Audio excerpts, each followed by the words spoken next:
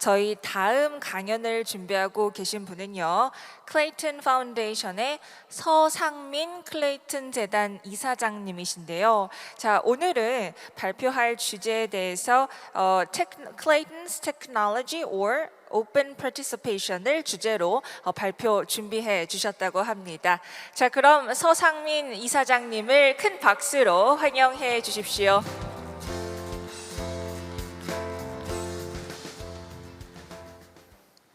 네, 안녕하세요. 소개받은 클레이튼의 서상민입니다. 네, 이렇게 또 부산까지 초대해 주셔서 초대해 주시고 이제 발표 기회를 주셔서 앞서 분들 말씀 주셨듯이 되게 영광으로 생각하고 있고요. 오늘은 좀 기술적인 내용 그리고 좀 약간 좀 철학적인 내용 저희가 가고자 하는 블록체인의 방향에 대해서 좀 말씀드리고자 합니다.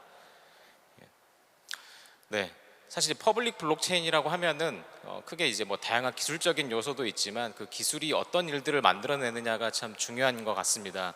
그래서 퍼블릭 블록체인이 잘 성장하고 잘 발전하기 위해서는 참여가 많이 필요하고 그 참여를 통해서 또 기여를 하고 또 기여에 충분한 기여가 에 따른 보상이 이루어졌을 때 그러한 이런 세 가지의 과정들을 통해서 또 그리고 이게 어떤 선순환이 되는 구조가 됐을 때 퍼블릭 블록체인이 잘 성장하고 그런 더 좋은 체인, 더 사람들이 많이 찾고 더 많은 것들이 만들어지는 그런 체인이 되지 않나라고 생각하고 있습니다.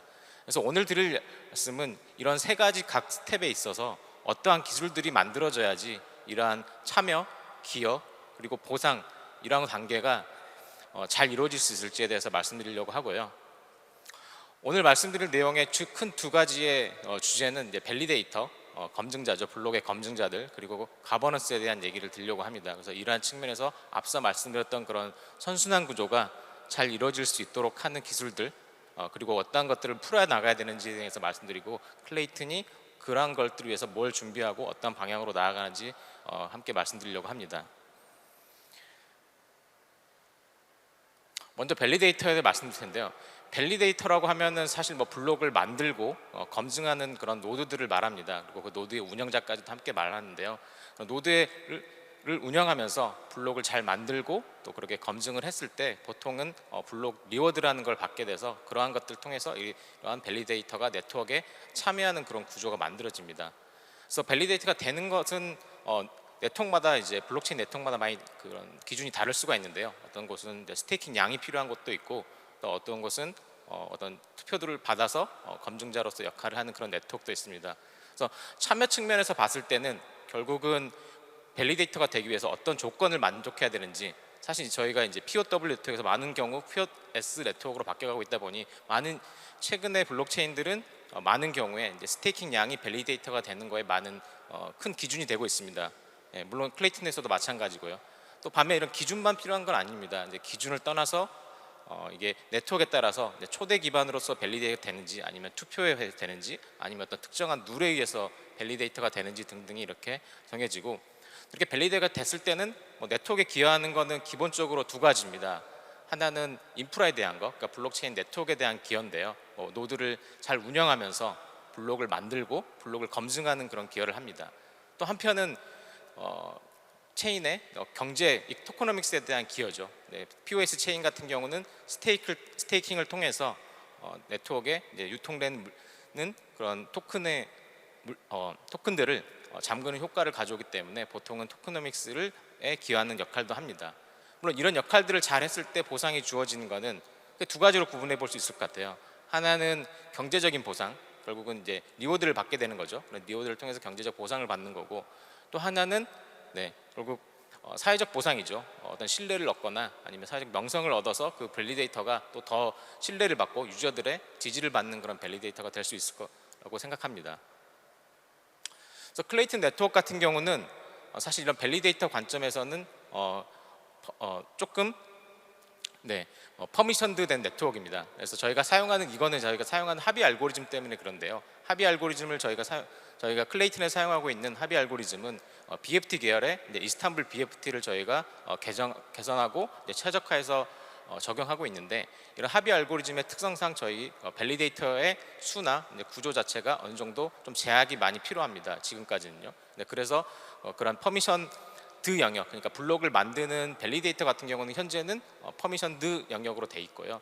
반면에 제일 바깥쪽에 이제 파란색으로 둘러싸여져 있는 같은 경우는 퍼미션 리스 영역이라서 엔드포인트 노드 네트워크라 부르는데, 이 엔드포인트 노드 같은 경우는 아무나 이제 만들고 그리고 운영하고 네, 그렇게 할 수 있습니다. 그래서 블록체인 자체는 퍼블릭, 그러니까 데이터를 읽거나 쓰거나 하는 경우, 그러니까 쓴다는 얘기는 트랜잭션을 보내는 경우죠. 네, 그런 경우는 아무에게나 열려 있지만 이제 블록을 생성하고 검증하는 역할은 저희는 현재까지는 밸리데이터가 한정돼 있습니다.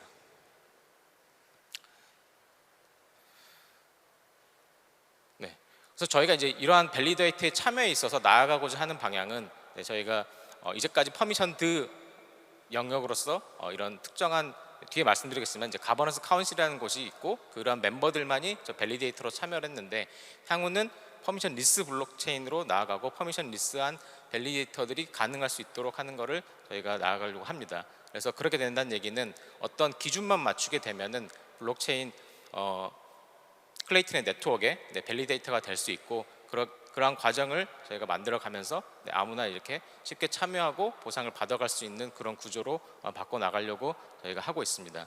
그래서 저희가 추구하는 목표는 이러한 과정을 통해서 더 많은 노드가 결국 밸리데이터로 참여하고, 더 많은 노드가 참여한다는 얘기는 결국은 조금 더 탈중앙화된 네트워크로 더 많이 발전해 나가는 그런 거를 저희가 지향을 하고 있습니다. 그래서 저희가 퍼미션 리스한 밸리데이터를 만들겠다는 얘기는 결국은 좀 더 말씀드렸듯이 더 탈중앙한 네트워크로 나아가겠다는 거고, 더 많은 노드들, 그러니까 어떤 기준을 맞추는 노드들이 있으면 그 기준 맞는 노드들은 자기가 원하면은 클레이튼 메인넷의 밸리데이터로서 참여를 하고 동작할 수 있게 됩니다. 반면 저희가 이제 앞서 그림에서 네트워크 구조에서 말씀드렸듯이 제가 고려해야 될 점은, 아무래도 클레이튼은 저희가 성능을 중시하는 그런 네트워크인데, 성능 때문에 저희가 사용하고 있는 합의 알고리즘이 IBFT라고 말씀드렸고, 그런 IBFT를 저희가 운영을 하는 측면에서 제일 염두할 측면은 이런 밸리데이터들이 퍼미션 리스가 되고 더 많은 밸리데이터가 참여를 해도 성능에 큰 저하 없이, 성능에 문제 없이 만드는 게 기술적인 챌린지가 있고, 그러한 점을 제가 큰 고려사항으로 해나가고 있습니다. 그래서 어떤 구조로 이제 만들 건지 말씀드릴 텐데요. 우선은 저희가 크게 두 가지의 셋으로 밸리데이터를 구분하려고 합니다. 그래서 특정 조건을 만족하는 밸리데이터들은 밸리데이터 후보군들, 캔디데이트로 이렇게 다 구성이 될 수 있고요. 그래서 특정 조건을 만족했지만 사실 실제 밸리데이터로 동작하는 것은 그 중에서 랜덤하게 특정하게 어떤 그룹을 선택을 해서 실제 합의 과정에 참여하는 밸리데이터를 선정하는 그런 방식으로 나아가려고 합니다.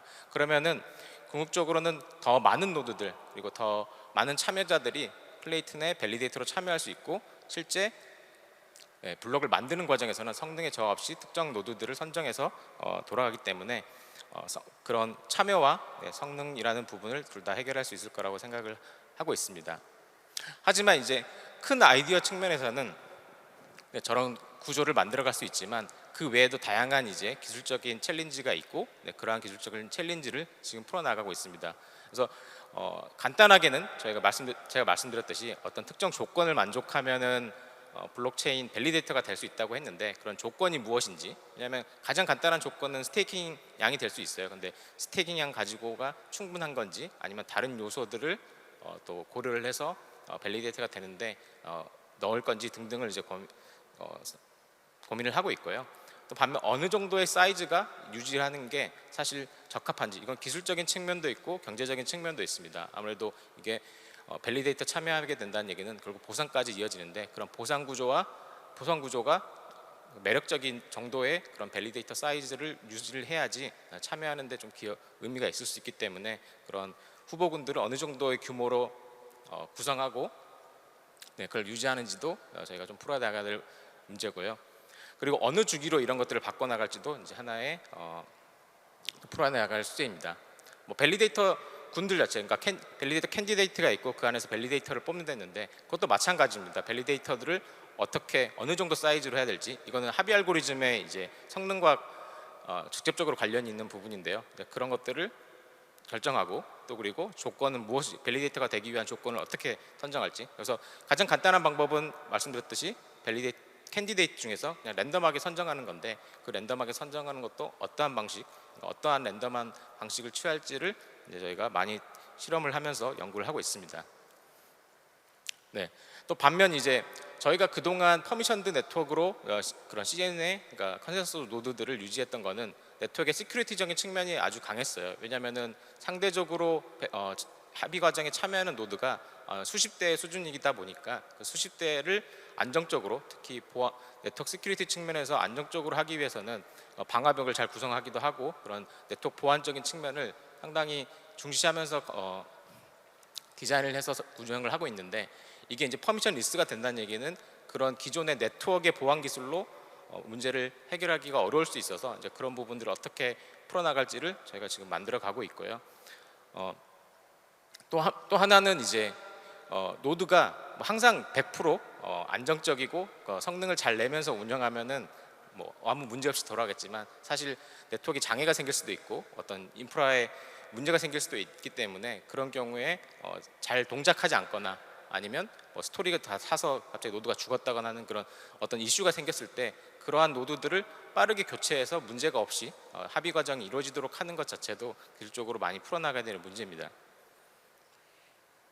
그래서 저희가 쓰고 있는 합의 알고리즘은 말씀드렸듯이 이제 BFT 계열인데, BFT 계열에서 IBFT라는 그런 구현체를 사용하고 있고요. 그 구현체에 보셨듯이 이제 이 그림을 보여드리는 건 여기서 이제 합의 알고리즘을 자세히 설명드리기보다는 노드 수가 많아지면은 결국은 메시지가 많이 증가한다라는 거를 메시지를 드리고 싶고요. 사실 그렇기 때문에 이런 BFT 계열의 순수 BFT 계열의 합의 알고리즘을 쓰는 체인들은 이런 합의 노드들을 무한하게 늘리는데 좀 한계가 있습니다. 이 합의 알고리즘 자체가 메시지가 많아지면 결국은 시간이 너무 오래 걸리고 아니면 어떤 처리량이 많아져서 문제가 생길 수 있기 때문에 그런 점들이 사실 이 합의 알고리즘, 그러니까 빠른 성능을 내고 어떤 파이널리티를, 이미디어트 파이널리티를 가질 수 있는 그런 특성은 있지만 그것 때문에 가져오는 이제 트레이드오프가 이런 성능적인 측면이랑 참여자의 수, 그런 부분이 있습니다.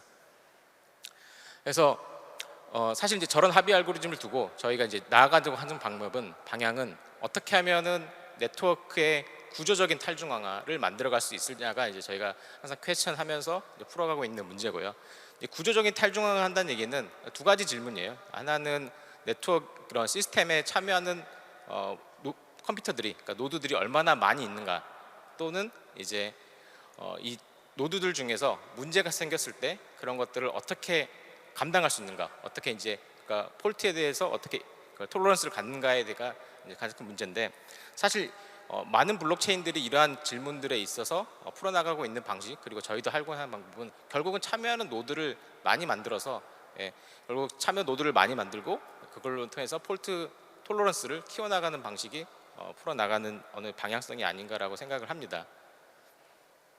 그래서 저희가 이제 이러한 방향을 가지고 구조적인 탈중앙화를 만들어 나간다고 하면은 풀어야 되는 문제는 결국은 저희가 합의 알고리즘을 완전히 다른 걸로 바꾸지 않는 이상은 현재 방식에서는 메시지의 복잡도, 그러니까 노드 수에 따라서 많은 메시지가 늘어나고 있는 그런 것들을 어떻게 해결할지가 이제 문제인데, 챌린지한 부분인데요. 그런 측면에서 당연히 이제 합의 알고리즘을 최적화하고 뭔가 이제 다른 쪽으로 바꿔나가는 방식이 있습니다. 그래서 저희도 이제 지금 합의 알고리즘에 대해서 뭐 기존 IBFT를 기반으로 어떻게 하면 메시지를 줄일 수 있을지, 아니면 좀 더 빠르게 처리를 해서 파이프라이닝을 해서 어떻게 하면 이 과정을 짧게 해서 더 많은 노드들이 참여할 수 있을지 등등을 연구를 하고 있고요. 또 한편으로는 앞서 이제 큰 아이디어 말씀드렸듯이 밸리데이터 후보들이 있으면 그 안에서 일부를 선정해서 하는 방식이죠. 현재 클레이튼도 방식을 쓰고 있습니다. 그래서 지금은 저희가 카운슬이라는 게 있고 그 안에서 일부의 노드를 랜덤하게 선정해서 이제 커미티라는 걸 뽑아서 그 안에 있는 노드들만 가지고 합의를 보고 있는데, 이 방법도 지금 하고 있지만 여전히 이제 어떤 특정 수의 노드 수에는 한계가 있어서 이런 부분을 개선해 나가고 있고요. 또 반면 이제 이러한 탈중앙화 과정, 그리고 구조적 탈중앙화를 만들어가면서 또 어려운 부분이 시간적인 부분입니다. 사실 클레이튼은 1초의 블록 타임을 가지는 블록체인이에요. 블록을 1초마다 만들고 합의를 다 하고 그리고 나서 파이널라이즈까지 하는 과정인데, 이 과정을 이제 저희가 처음에 설계하고 구현안을 봤을 때 이 1초 안에 블록을 만들고 합의를 하고 전파한 다음에 검증하는 이 과정이 1초 안에 다 들어가 있습니다. 그래서 이 과정 중에서 블록을 생성하고 검증하는 거는 결국은 노드의 성능이에요. 노드의 이제 컴퓨테이션 파워랑 관련돼서 성능을 노드 단에서 최적화하고 병렬화하고 등등을 통해서 이런 성능을 끌어올릴 수 있는데, 문제가 되는 부분은 전파하는 부분입니다. 그래서 결국 네트워크라는 거는 물리적인 거리가 있기 때문에 그 물리적인 거리가 당연히 멀수록 레이턴시는 커질 수밖에 없죠. 그래서 그런 큰 레이턴시를 어떻게 어떻게 이제 해결할 수 있을까? 사실 물리적으로 예를 들어서 0.5초 원리가 걸리는 그런 거리를 가지고 노드 사이에 1초 안에 합의를 보는 거는 물리적으로 불가능합니다. 예. 그래서 저희가 뭐 예를 들어 서울에서 이렇게 AWS 기준이에요. 서울에서 시간을 재보고 그리고 싱가포르의 시간을 재봤을 때 저희가 기준으로 하고 있는 거는 핑 이런 레이턴시가 한 120ms 이내 정도까지 되면은 1초 안에 저희가 합의를 볼 수 있는 그런 거를 지금 하고 있습니다. 왜냐하면 이제 그건 실험적으로 저희가 계산을 통해서 한 거고, 그래서 이런 물리적인 레이턴시를 봤을 때 지금은 저희가 구조적으로 노드가 분포되어 있는 것과 밸리데이터가 분포되어 있는 것들은 아시아 지역에 분포되어 있어요. 일본, 서울, 홍콩, 싱가포르까지 해서 이 지역까지는 저희가 말씀드렸던 그런 물리적인 레이턴시를 커버할 수 있는 영역입니다. 반면 이게 구조적으로 탈중화된다. 그러니까 더 많은 노드가 더 많은 지역에서 참여한다가 이제 저희가 가고자 하는 방향인데, 그러면 이걸 어떻게 해결할까요? 말씀드렸듯이 물리적으로 너무 거리가 멀어서 레이턴시가 긴데 이거를 1초 안에다 해결할 수 있는 방법은 물리적으로 불가능합니다. 그래서 할 수 있는 거는 결국은 지역적인 선택을 하는 거예요. 전체적으로 노드가 퍼져 있지만 그때그때 지역적인 선택을 통해서 가능하다고 하면 저 바운더리 내에서 저희가 물론 노드가 어느 정도의 레이턴시를 내 기준으로 가진지를 이제 파악할 수 있어야겠죠. 이제 그러한 선택적인 지역적 선택을 통한 노드를 선정하는 방식을 쓴다고 하면 내가 물리적인 한계를 뭐 100% 극복은 못하겠지만 어느 정도 극복할 수 있는 방안을 만들 수 있지 않을까라고 생각하고 있습니다. 네, 그리고 이제 밸리데이터 후보군이 있었고 밸리데이터를 그 안에서 뽑았습니다. 그리고 나면은 사실 이 BFT 계열의 합의 알고리즘에서는 결국 누가 블록을 프로포즈하느냐, 그러니까 프로포저를 어떻게 선정하느냐도 중요한 문제이고 그게 많은 영향을 미치는데, 저희 같은 경우는 현재 블록 프로포저는 기본적으로는 랜덤하게 선정을 하지만 그 선정하는 확률, 어떻게 프로포저로 선정되는 확률에 있어서는 노드의 스테이킹한 양이 기준이 됩니다. 물론 이렇게 노드의 스테이킹 양을 하는 걸 기준으로 했을 때 문제가 되는 거는 많이 스테이킹한 노드가 항상 프로포즈로 선정이 될 수 있어서 네트워크의 안정성에 영향을 미칠 수 있기 때문에 사실 저희가 진위계수라는 거를 적용을 해서 어느 정도 이거를 상쇄하는 그런 효과를 지금 적용을 하고 있지만 여전히 스테이킹을 많이 한 노드가 프로포저로 많이 선정이 되고, 프로포저로 선정된다는 얘기는 블록 리워드를 저희가 많이 받는 그런 구조인데, 블록 리워드까지 많이 받는 거는 괜찮은데요, 프로포저로 선정된 노드의 안정성에 이슈가 있다면 전체 네트워크의 합의 과정에 지연이 생길 수가 있습니다. 그래서 저희가 과거에 어떤 지연이 일어나거나 하는 것들이 이런 프로포저들이 선정이 됐지만 블록을 제 시간에 못 만들어낸다거나 아니면 프로포저 노드 자체에 어떤 물리적인 이슈가 있어가지고 문제가 생겼을 때 전체적으로 합의 과정이 느려질 수 있는 그런 문제가 발생합니다. 그래서 이런 점들을 이제 문제점으로 보고 있고, 이걸 결국 해결하기 위한 방안은 프로포저의 선정은 동일한 확률로 하고 스테이킹에 대한 리워드는 별도로 가져가는, 결국은 앞서 맨 처음에 말씀드렸듯이 밸리데이터가 기여하는 부분이 인프라적인 부분과 그리고 경제적인 부분 두 가지가 있는데, 이 두 가지의 역할을 분리하면서 보상 구조도 다르게 가져가는 게 저희가 할 수 있는 이런 네트워크의 안정성을 향상시키면서 또 참여에 대한 보상을 잘 만들어가는 구조라고 생각을 하고 있습니다. 그래서 저희가 바꾸는 방향은 이거예요. 이제까지는 스테이킹 양, 진위계수가 적용된 스테이킹 양을 기반으로 프로포저 선정 확률이 정해졌다고 하면은 그런 것들은 이제 다 없어지고, 또 노드들은 밸리데이터로 참여하는 노드들은 모두 동일한 확률을 가지고, 그러니까 같은 확률로서 밸리데이터로 선정이 될 겁니다. 그래서 이렇게 변해가고요. 사실 이렇게 변해갔을 때 결국은 중요한 것도 이제 리워드 구조인데요. 리워드 구조가 앞서 말씀드린 지금은 인프라에 대한 기여와 이코노믹, 그러니까 경제적 기여를 모두 고려를 해서 프로포저로 선정한 다음에 그 선정한 프로포저한테 많은 리워드를 줬는데, 지금은 앞으로 바꾸는 거는 인프라에 대한 기여 부분, 그러니까 인프라의 기여는 밸리데이터로 선정해서 블록 만들고 검증하는 부분에 대한 보상을 따로, 그리고 스테이킹을 해서 경제적인 기여하는 부분에 대한 보상을 따로 하는 그런 방식으로 바꿔가고 있고, 이거는 지금 열심히 개발을 하고 있습니다. 그래서 정리해 보면은 현재 리워드 시스템은 프로포저한테 모든 리워드가 다 가고 있어요. 블록당 3.2 클레이 플러스 그다음에 가스비 50%에서 그거의 3분의 1이 가고 있다고 하면은, 요게 이제 바뀌는 거는 프로포저한테 가는 퍼센티지는 전체 그 밸리데이터 보상 중에 보상이 3.2 클레이인데 3.2 클레이 중에 20%가 밸리데이터한테 프로포저한테 가고 나머지 80%는 스테이킹 리워드로 갑니다. 그러니까 스테이킹 리워드는 진익의 수 없이 전체 이제 비례하게 되는 그런 구조를 가지고 진행이 될 예정입니다.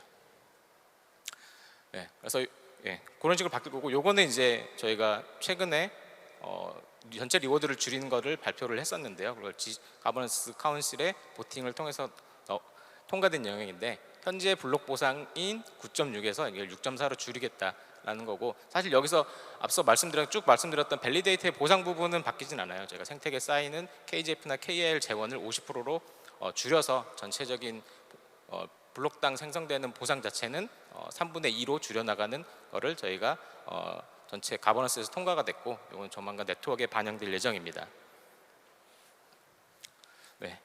다음으로 이제 가버넌스 때 말씀드렸는데요. 가버넌스라고 하는 거는 결국은 어떤 공통의 목표 아니면 공통의 목표를 달성하거나 공통의 문제를 풀어가는 데 있어서 이제 생태계 참여자들이 함께 논의하고 어떤 의사결정하는 그런 시스템이나 체계를 말하는데요. 사실 이제 가버넌스에서 중요한 거는 참여, 그러니까 누가 이 가버넌스에 참여할 수 있는 권한을 갖는가, 어떤 사람들이 참여하는가, 그리고 어떤 식으로 보팅을 하는가 등등이 중요한 거고, 하나는 또 투명성입니다. 이러한 어떤 이슈들이나 목표들이 얼마나 투명하게 공개되고 서로 논의할 수 있느냐가 중요한 거고, 세 번째는 효과성인데요.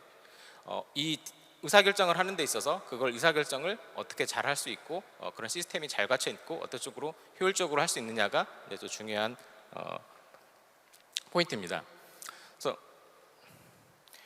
사실 이제 저희가 앞서서 제가 이제 밸리데이터에 대해서 한참 말씀드렸는데, 그 밸리데이터들은 현재는 다 가버넌스 카운슬 멤버들이에요. 그래서 현재는 밸리데이터와 가버넌스가 함께 합쳐져 있고, 그 가버넌스 카운슬의 멤버들은 뭐 아시다시피 이제 저희 많은 회사들, 이제 국내외 회사들과 블록체인 프로젝트들이 가버넌스 카운슬의 멤버, 그러니까 즉 가버넌스를 담당하는 일원으로서 참여를 하고 있습니다. 물론 이거는 숫자는 앞으로 더 증가할 예정이고, 당연히 구성원들도 필요에 따라서 본인들의 의사에 따라서 변경해 나가고 있습니다.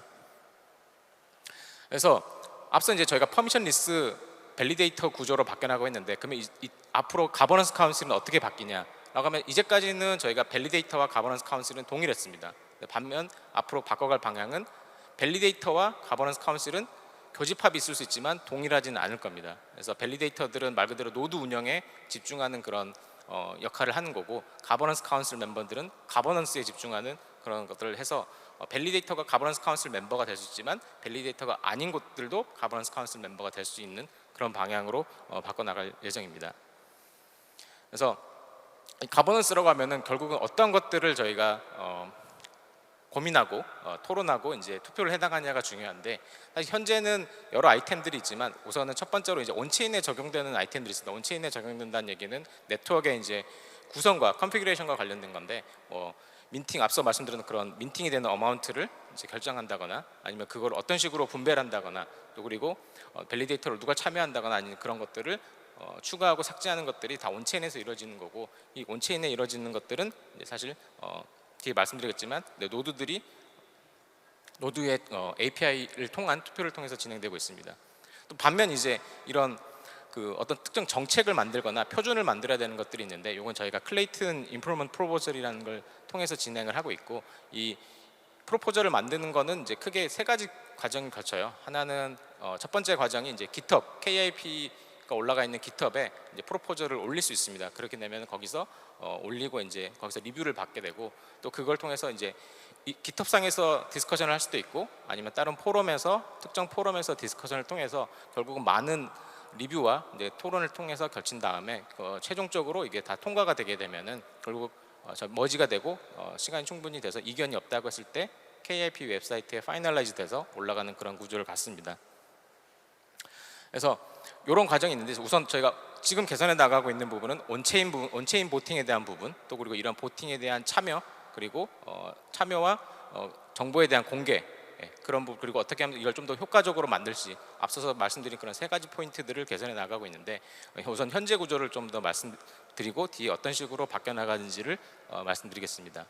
현재는 이제 온체인 보팅이라고 하면은 보팅과 프로포징이 똑같아요. 그러니까 프로포징 똑같아요. 앞서서 노드를 추가한다거나 아니면 어떤 민팅하는 어마운트를 바꾼다고 했을 때 노드상에서 API를 통해서 보팅을 시작을 하게, 그러니까 프로포징을 하게 되고, 프로포징을 시작하게 되면 다른 노드들도 API를 통해서 거기에 참 예스를 한다든지 노를 한다는 그런 의사결정에 대한 것들을 표현할 수 있습니다. 그래서 이런 그리고 그러한 보팅에 대한 내용은 블록 헤더에 들어가게 되고, 블록 헤더에 이제 보트 데이터라는 필드가 있는데 그 안에 들어가게 됩니다.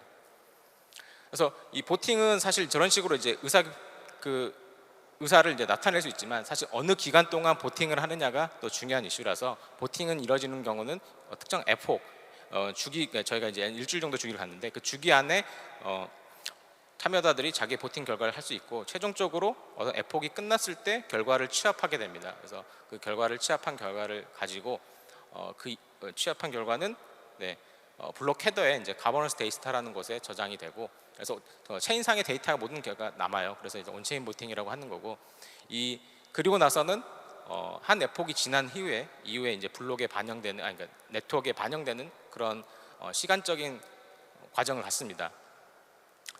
네. 하지만 이제 말씀드렸듯이, 이제 앞서서 보셨듯이 이런 것들이 이제 블록 헤더에 반영이 되고, 근데 사실 API를 통해서 이 보팅 과정을 하다 보니까 사실 편하진 않아요. 그리고 사실 보기도 좀 불편하고, 그래서 이런 것들을 좀 더 편한 방식, 그러니까 바꿔나가는 방향은 컨트랙 기반으로 바꿔나가고 있습니다. 그래서 특정 가버넌스 컨트랙을 만들어서 그 안에서 특정 어떤 가버넌스 아이템을 등록하고 투표할 수 있는 그런 것들을 만들어가고 있고요. 또 그리고 이제 이게 보기가 불편하고 어떤 내용을 알기가 힘드니까 이제 그런 것들을 잘 알고 실제 투표도 편하게 하기 위한 이제 가버넌스 포탈이라는 웹사이트를 만들어가고 있습니다.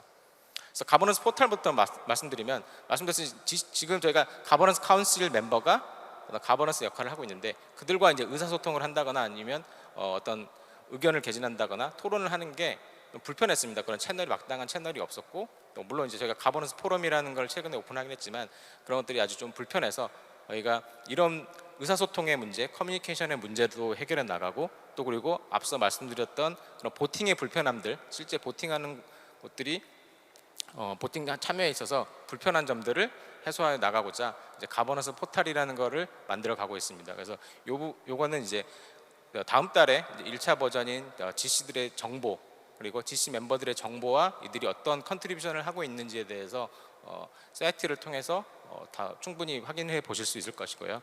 내년 상반기에 이제 이 컨트랙 기반의 온체인 보팅이 다 들어가 있는 그런 가버넌스 포탈이 만들어져서 누구든 이제 참여할 수 있는 그런 가버넌스에 쉽게 참여할 수 있는 그런 형태로 나아가려고 준비를 하고 있습니다.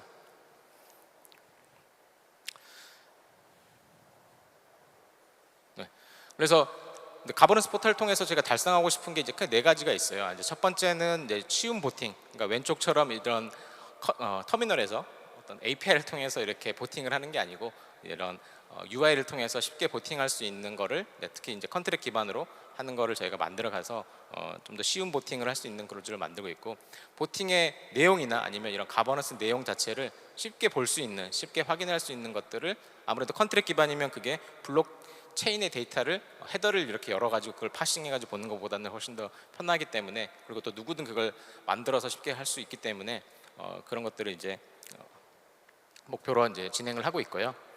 세 번째는 투명성입니다. 아무래도 이제 체인에만 들어가 있으면 이거를 내용을 열어 가지고 보는 게 쉬운 일은 아니죠. 그래서 이제 체인 데이터 분석하는 그런 것도 있지만, 아무래도 불편하다 보니 이게 UI 상에서 또 이렇게 이제 저희 가버넌스 포털 통해서 체인 데이터를 좀 더, 특히 이제 컨트랙 데이터를 쉽게 볼 수 있도록 하는 과정들을 제가 제공을 하려고 하고 있고요. 네, 마지막으로는 이제 투표권입니다. 결국 이제 투표를 한다는 얘기는 사실 어느 정도의 투표권을 가지고 투표를 하냐가 투표의 결과에 큰 영향을 미칠 수가 있는데, 지금까지는 저희 가버넌스 카운슬 멤버들은 이제 한 곳이 하나의 투표권을 갖는 그런 투표 원형 구조였는데 앞으로 바꿔나가는 거는 저희가 500만 클레이당 한 투표권을 갖는 방식으로 이제 클레이의 스테이킹에 기반한 보팅 구조로 바꿔가고 있고요. 물론 이렇게 됐을 때 너무 많이 가지고 있는 것이 이제 독점을 하고 이제 의사결정을 좌지우지할 수 있기 때문에 거기에 캡을 둬서, 그러니까 전체 멤버 수에 보다 하나 적은 거가 이제 최대로 가질 수 있는 투표권으로 해서 저희가 이런 투표 방식을 바꿔 나가고 있습니다. 그래서 정리해서 보면 전체 보팅 과정은 앞서서 이런 포럼 등이나 이제 오프라인에서 충분히 뭐 논의가 되고 제안이 됐을 때 결국 이제 그리고 나서 그런 1차적인 과정을 통해서 많은, 정말 이거는 가버넌스로 아이템으로 논의해서 다뤄야 된다고 하면은 이런 앞으로 만들어질 포털상에서 공식적으로 올라가서 거기서 논의가 되고 투표를 하고 또 이제 투표가 결과가 됐을 때는 실제 네트워크에 반영되는 것까지가 되고 있습니다. 그래서 밑에 나와 있는 그림이 이제 이 시간적인 순서들을 같이 보여주는 건데요. 뭐 일주일 간격으로 이렇게 저희가 보팅에 대한 뭐 참여를 하거나 투표를 하고 반영되는 그런 과정들을 가지고 있습니다. 그래서 이 부분은 현재 앞서 보여드렸던 KIP라는 곳에 프로포절로서 제안이 돼서 디스커션이 되고 있고, 또 개발팀에서는 이런 과정들을 개발하면서 이제 의견 피드백 나온 것들을 받아가면서 개발을 진행하고 있습니다. 그래서 클레이튼이 가버넌스가 앞으로 나아가는 방향은 조금 더 투명해지고 조금 더 사용하기 쉽고, 그러니까 좀 더 유저 프렌들리해서 더 참여를 더 많이 이끌어내는 그런 방향으로 가고 있고요. 투표권 자체에서, 그러니까 결국은 아무래도 클레이라는 그런 저희 베이스 토큰이 미치는 영향력이 중요하다 생각하기 때문에 그런 클레이를 많이 가지고 있는 것들이 좀 더 많은 보팅을 할 수 있는 그런 구조로 가고 있습니다. 그래서 아직까지 저희가 풀리 탈중화됐냐라고 하면은 그러지 못한 구조를 가지고 있는데, 앞으로 조금 더 나아가서 가버넌스 카운실이 좀 더 오픈되고 말씀드렸던 밸리데이터 구조도 좀 더 오픈돼서 나아가는 그런 방향으로 가려고 합니다. 그래서 마지막 정리해 보면 결국 저희가 이제 나아가는 방향은 열린 참여를 지향하는 방향으로 가고 있는데요. 그래서 참여하고 기여하고 그리고 보상을 받는 구조가 잘 돌아갈 수 있는 그런 방향으로 나아가면서 첫 번째로 하려고 하는 게 이제 완전하게 퍼미션 리스된 네트워크를 만들어 가려고 하고 있고요. 그래서 퍼미션 리스가 된다는 얘기는 밸리데이터가 누구한테나 오픈돼서 참여할 수 있는 그런 네트워크로 가겠다. 그리고 가버넌스 측면에서도 좀 더 투명하고 누구든 쉽게 참여할 수 있는 그런 가버넌스 시스템을 만들어가고 있으니 앞으로 클레이튼에 이제 실제 참여하시는 분들 그리고 보시는 분들이 더 많은 것을 확인하시고 실제 관심이 있으시면 좀 더 참여할 수 있는 그런 시스템이 많이 만들어질 거라고 생각하고 있습니다. 네, 이상으로 제 발표를 마치겠고요. 클레이튼에 관한 정보는 이런 QR 코드를 스캔해 보시면 좀 더 많은 이제 링크들이 나와 있는데 그걸 확인하실 수가 있고요. 오늘 경청해 주셔서 감사드리고 또 이 자리에 만들어 주신 이제 부산 BWB에 감사드립니다. 네, 감사합니다.